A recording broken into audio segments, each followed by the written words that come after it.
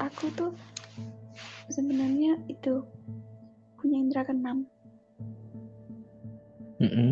Serius? Jadi setelah aku konsultasi ke Ustadz ya, mata batin aku ternyata kebuka dengan sendirinya gitu. Kan semua manusia punya, cuman ada yang udah kebuka dari bayi, ada yang belum tertutup, ada yang kebuka pelan-pelan gitu kan. Nah aku tuh kebuka pelan-pelan gitu. Jadi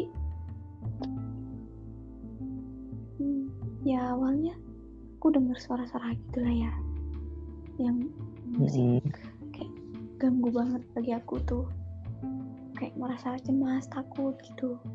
Makin lama ngeliat dong, tapi nggak bisa itu, aku lihatnya cuma dari samping. Kalau langsung aku noleh gitu nggak ada gitu loh. Jadi kayak di pojokan mata itu aku bisa ngeliatnya dari samping. Iya, soalnya kan bukan mata batin aku kan nggak kebuka sempurna gitu, jadi nggak sepenuhnya gitu. Terus aku kan pernah tuh PKL di Sidoarjo di dealer Toyota kan. Aku itu otomotif kan SMK-nya. Jadi aku di situ PKL-nya. Nah, nginep kan di situ. Nah, aku tuh pas mau masuk dealernya tuh emang udah ngerasa ada yang aneh, udah kayak ada yang gimana gitu, kayak ada yang manggil-manggil tapi nggak tahu siapa gitu ya.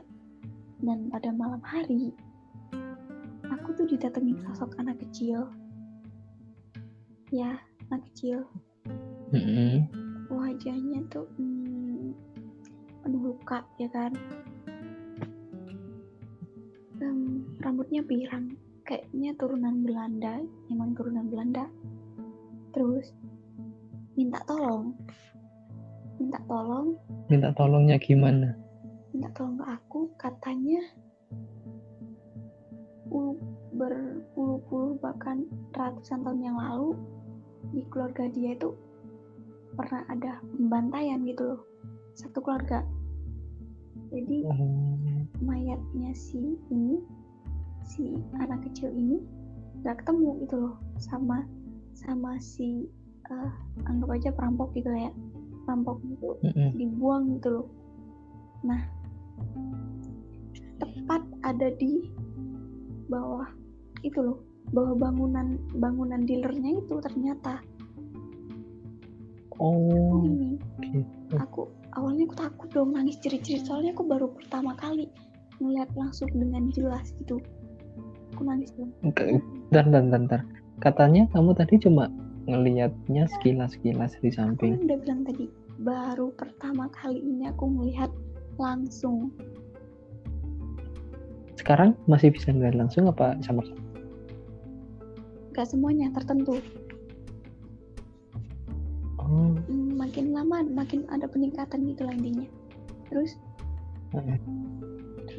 akhirnya aku bilang gini, kalau emang kamu minta bantuan sama aku, please ubah dulu wujud kamu, jangan kayak gini, aku gitu kan. Terus akhirnya pas aku udah melek gitu lah ya, buka mata, dia berubah dong jadi gadis yang imut, cantik, lucu gitu, bener kayak orang Belanda. Emang orang Belanda sih. Terus akhirnya dia bilang kan, tolong bantu aku, tolong ambil jasadku yang ada di sini gitu. Dia sambil nunjukkan, ih jangan aneh-aneh, kamu ini manusia apa bukan sih? Aku tuh awalnya aku bingung dong. Terus aku tanya temen aku, kamu bisa lihat anak ini nggak gitu? Mana ada anak, kita cuma berdua gitu dong loh. Terus aku diem. Aku udah paham kalau dia bukan manusia. Terus, maaf aku nggak bisa bantu kamu. Aku juga nggak ada hak dong buat bongkar nih tempat, aku gitu kan. Terus akhirnya aku cuekin dia kan. Ya udah, aku tinggal tidur. Aku biarin dia gelibet di depan aku biarin. Dan malamnya aku panas dingin, kayak diganggu gitu kan. Akhirnya aku bangun, kayak kerasukan gitu lah aku katanya. Kata temen aku tuh kayak ngomong-ngomong gak jelas gitu, minta bongkar nih tempat gitu katanya. Terus akhirnya aku disembuhin dong sama itu orang sekitar kan, di itu disadarin. Terus akhirnya aku jujur, ya emang aku bisa ngelihat aku gini dan ada anak kecil yang minta tolong gitu, bisa nggak tolong gitu bongkar gitu. Nanti ini biaya pembongkarannya biar aku yang tanggung gitu kan. Akhirnya dibongkar ya kan, izin dulu. Beneran ada gitu, tapi itu bukannya zaman udah lama banget dan dibongkar emang masih ada, kayak dimasukin di peti gitu loh, tapi petinya bukan peti mayat, tapi peti ya, kayak harta karun. Dia tuh kayak dimutilasi gitu loh, soalnya hancur gitu. Petinya masih ada? Ada, petinya masih ada. Bentar, gini aku lurusin ya. Jadi ada warga yang bongkar atas permintaanmu kan, gitu kan ceritanya. Iya.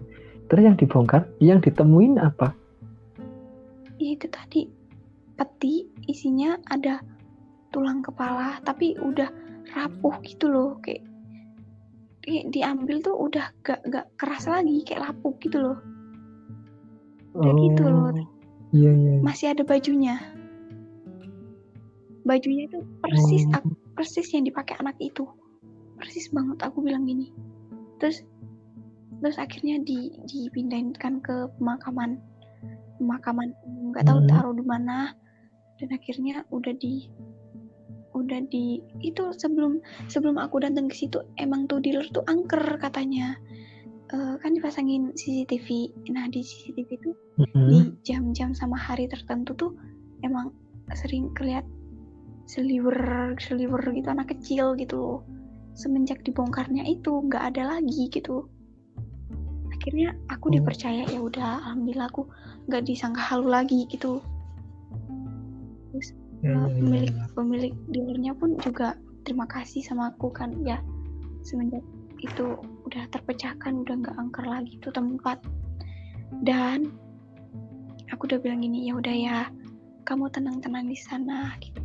Sekarang kamu udah bebas lagi, kamu pergi aja ke alam kamu, bilang gitu. Dia cuma senyum doang kan. Aku pulang, tapi badan aku rasanya berat banget di belakang tuh. Aku ngerasa kayak ada yang manjat gitu loh, tapi aku mungkin kecapean lah gitu ya, kan habis PKL. Terus kebetulan ustadz aku ada di rumah waktu itu kan, terus bilang ini, kok ada anak kecil di itu ngikutin kamu, bilang gitu. Rambutnya pirang ya gitu. Aku iya, anak itu. Aku ya udah deh, kalau emang kamu mau sama aku ya udah nggak apa-apa, asalkan kamu jangan ganggu aku, jangan ganggu keluarga aku, dan jangan ganggu ibadah aku gitu. Iya aku janji itu, jangan usil ya. Iya, sampai sekarang masih sama aku, masih ada, selalu sama aku. Karena aku tanya nama dia siapa, dia diem aja, ya udah aku kasih nama sendiri, aku kasih nama Marsha. Iya, namanya tuh susah sih, apalah, lupa aku, Belanda sih kan. Ya Marsha aja gitu, biar mudah. Ya iya nggak apa-apa gitu. Comel loh anaknya, lucu gitu Mas. Terus pernah juga aku waktu ya udah SMK sih, aku kan ada kerja kelompok di rumah temen aku. Nah kalau mau ke rumah temen aku tuh harus ngelewatin jembatan gantung gitu ya, tapi gantungnya bukan kayak gantung keok bukan, kayak udah betonan gitu ya kan, tapi kayak gantung gitu loh, beton, dari beton. Terus nah jembatan itu tuh jarang banget orang lewat, cuman luas gitu, lebar jalannya, rimbun gitu. Kabar yang beredar sih angker, soalnya dulu sekitar tahun 80-an ada pembegalan katanya, gadis SMA gitu katanya, dibuang mayatnya sekitar situ gitu bilangnya. Nah, aku kan penasaran juga, mumpung aku ada tugas juga kan di rumah temen aku sengaja pulang maghrib lewat ke situ dan aku ketemu. Wajahnya tuh hampir seluruh wajahnya tuh nggak kelihatan gitu loh, tinggal 1-2 matanya. Terus dia bilang tolong kalau minta tolong tuh please wujud kamu jangan kayak gitu. Aku nggak kuat, aku nggak bakal bantuin kamu loh gitu. Akhirnya dia berubah jadi gadis SMA gitu, cantik sih, natural gitu, nggak kayak yang sekarang glowing gitu. Udah cantik gitu kan, tapi kan manisnya tuh natural, aku suka gitu loh. Terus tolong bantu aku, tolong temuin mayat aku yang ada di situ, tuh jasad aku, dan bentuk gak semudah itu. Emangnya aku harus kumpulin warga sekitar sini terus aku bilang kalau mayat kamu ada di situ? Ya gak mungkin lah aku gitu. Lagian kan kejadiannya udah 20 tahun yang lalu aku gitu kan. Please bantu aku. Dia bilang gitu, maksa banget soalnya aku sampai panas dingin gitu loh. Ya udah deh, besok aku kesini jam segini aku itu. Ya udah makasih ya, aku tunggu ya. Akhirnya aku datang ke tempat itu lagi, terus aku tanya sebab akibatnya dia meninggal gitu ya. Tanya ke siapa? Tanya ke itulah, aku pertama tanya ke warga sekitar ya kan. Setelah itu aku nanya ke si korban ini, namanya Ninis, Kak Ninis. Nanya dong kenapa tuh. Ternyata dia tuh bukan dibegal atau dirampok, enggak. Dia tuh mau itu loh, kayak pelecehan gitu loh. Oh iya. Pas maghrib pulang dari sekolah tuh dia naik sepeda ya kan, hujan. Terus di jembatan tersebut tuh ada kayak semacam preman gitu loh, mau gangguin dia gitu. Nah dikejarlah pakai motor. Nah Kak Ninis itu lari ngayuh sepedanya dong ya di tengah-tengah terjangan hujan tuh, nggak lihat depannya tuh ada truk gitu loh ya. Akhirnya keserempet truk, terpental, terus terprosok serot gitu ke bagian mukanya yang membuat mukanya hancur itu. Gitu. Dan si supir truknya tuh kabur gitu aja gitu, nggak mau nolongin, tapi sekarang udah meninggal karena itu tadi keganggu mungkin ya. Terus perampoknya itu bukannya nolongin, malah cari kesempatan gitu loh. 2 orang kan cari kesempatan. Itu tadi pelecehan. Habis dilecehin, posisi udah mati. Enggak, itu masih setengah ada lah nyawanya gitu. Pokok dia tuh masih bisa bernafas gitu, cuman kayak susah pengap gitu katanya. Soalnya bagian hidungnya tuh udah hancur gitu loh, giginya tuh udah kelihatan. Terus setelah udah parah, perampok itu udah memuaskan hawa nafsunya, dan Kak Ninis itu bukannya ditolong malah dibunuh dong. Dibunuh dan dibuang. Dibuangnya tuh sebenarnya dibuangnya tuh jauh dari jembatan tersebut, masih agak sekitar 100 meteran dari jembatannya gitu. Ada gitu di salah satu bawah pohon tuh, dulu di pohonnya tuh ada kayak lubang besar buat orang buang sampah gitu mungkin ya.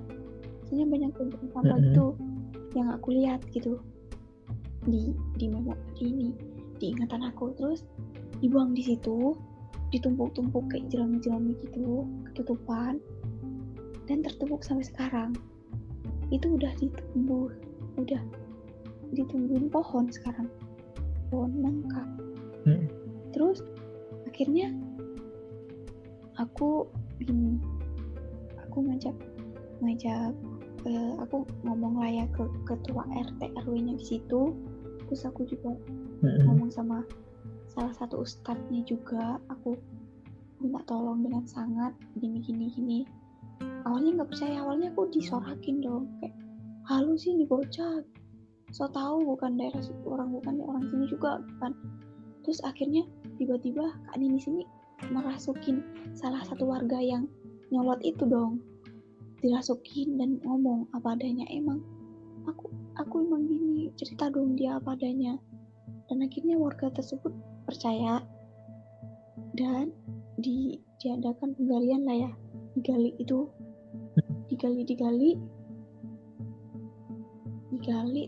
udah gak ada tulangnya, tinggal tulang kepalanya doang, sama seragamnya tuh udah lapuk gitu, tinggal tulang kepalanya doang, tulang lainnya tuh udah gak ada.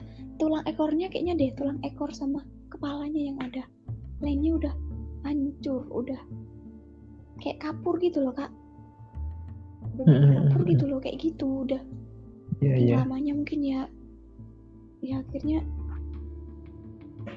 akhirnya di beliau Kak Ninis udah tenang, udah nggak gentayangan lagi, udah alhamdulillah udah tentram lah, daerah situ udah nggak angker lagi sampai sekarang, alhamdulillah gitu. Itu sih kayak aku seneng campur, kayak takut kayak gimana gitu. Senangnya itu ya alhamdulillah aku bisa membantu sesama makhluk Tuhan gitu, meskipun dia udah gak ada gitu, tapi kan seenggaknya aku bisa membantu gitu, kayak senang aja gitu. Ternyata ya ada gunanya gitu, punya kelebihan gitu ya, enak sih. Iya, kalau aku sih nggak ada enak-enaknya sama sekali, serem gitu. Aku seremnya yaitu ya kenalan anak kecil itu, soalnya mukanya pertama kali gitu aku lihat real gitu, hampir pingsan loh aku saking takutnya gitu. Tapi sekarang udah alhamdulillah udah biasa sih. Wow, keren sih, parah. Aku cerita gini dadaku sesek.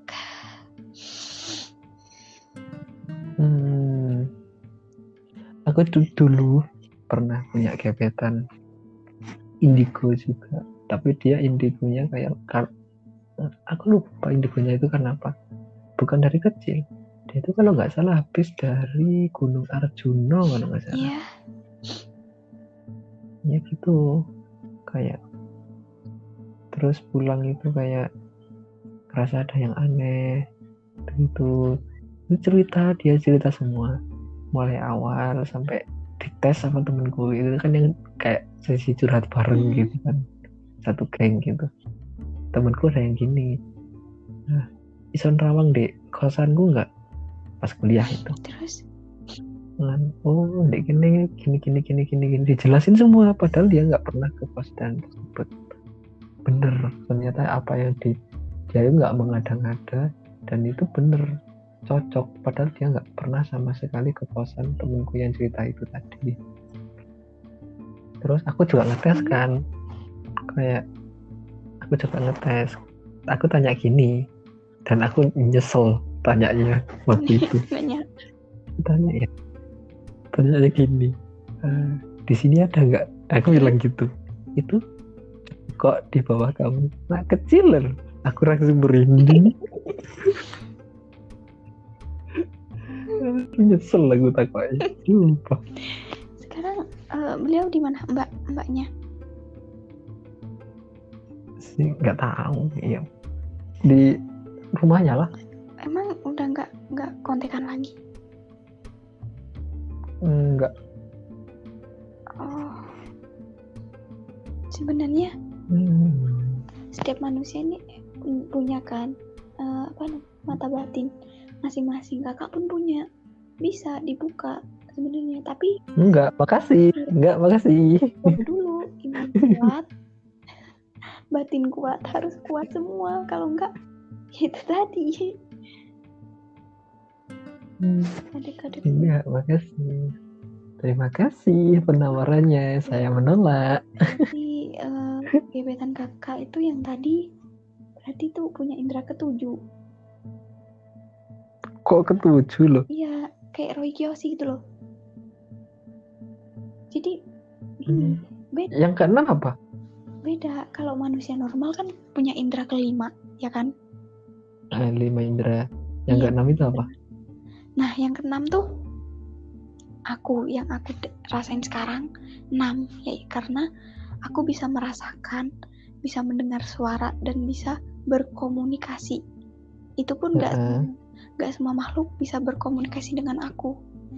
Nah, kalau indera ketujuh, semua makhluk maupun dari yang energinya dari kecil sampai yang gede, energinya positif sama negatif tuh bisa mengerti, bisa berkomunikasi, terus bisa kayak meramal atau menerawang sesuatu tempat gitu, atau masa depan atau masa lalu bisa gitu dilihat. Melihat masa lalu sama masa depan gitu. Oh iya, dia juga pernah bilang gini, aku juga bisa ngeramal masa depan, Iya, ngelihat masa depan kamu gitu.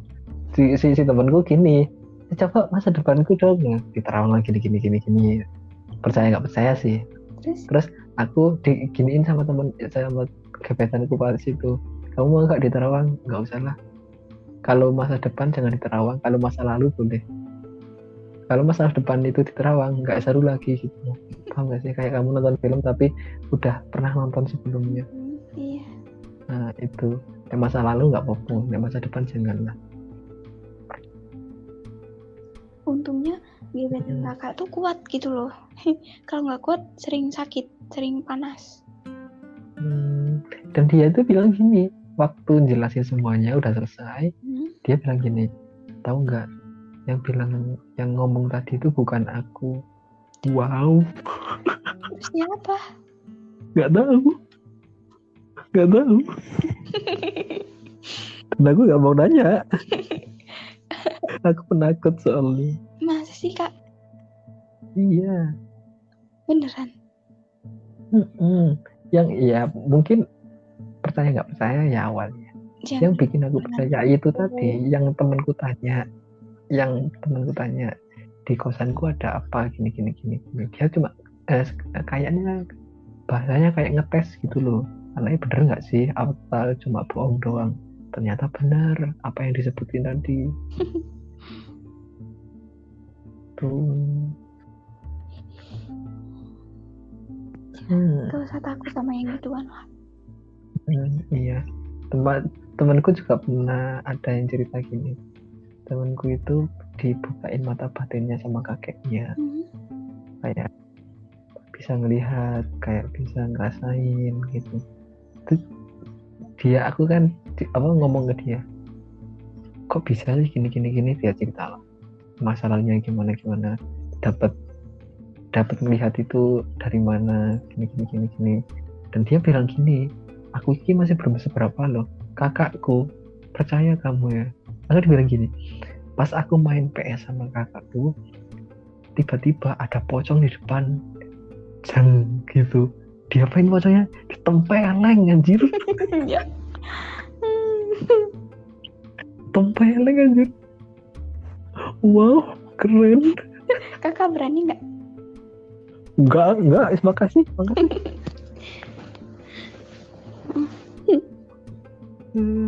Ya Allah. Wih, itu orang paling barbar seumur hidup. Nempeleng pocong cuy.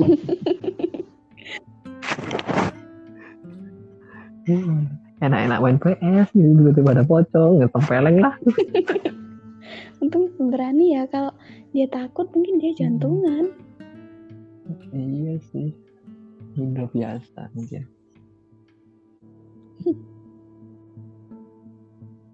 Terus kamu pernah nggak dibantuin sama si anak kecil itu? Kayak dibantuin dalam apa gitu? Pernah. Kayak gini, contohnya.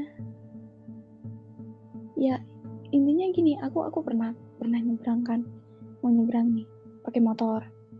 Terus dia bilang, jangan belok dulu, dari samping ada ini. Aku coba diem dong, aku dengerin dia. Ternyata bener, tiba-tiba lewat gitu, padahal gak ada tadinya gitu. Terus itu juga aku dikasih tahu yang ini mantan aku yang katanya dicurin sama orang tuanya.